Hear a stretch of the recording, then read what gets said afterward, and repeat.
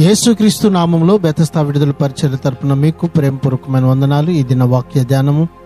యెహోవా నీ గుడారములో అతిథిగా ఉండదగిన వాడెవడు? నీ పరిశుద్ధ పర్వతం మీద నివసింపదగిన వాడు ఎవడు?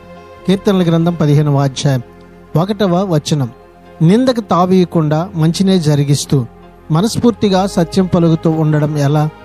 దీనికి జవాబు ఏమిటంటే, తన కృపలో ప్రేమలో దేవుడు మనుషులను వెతుకుతూ ఉన్నాడు, వారిని క్షమిస్తూ ఉన్నాడు, రక్షిస్తూ మారుస్తూ వారికి కొత్త స్వభావాన్ని ఇస్తున్నాడు, వారిని పవిత్రపరిచే పనిని ఆరంభిస్తున్నాడు. ఈ విధంగా వారు తన సన్నిధిలో ఉంటూ శాశ్వత కాలం తనతో ఆనందించేలా వారిని సిద్ధం చేస్తున్నాడు.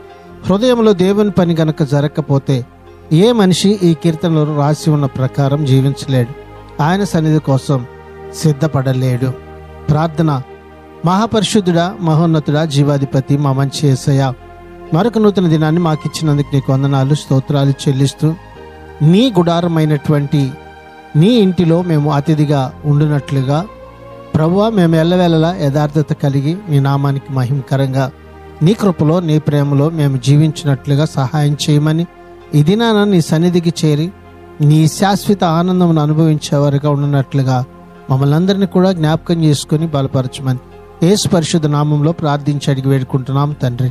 ఆమెన్.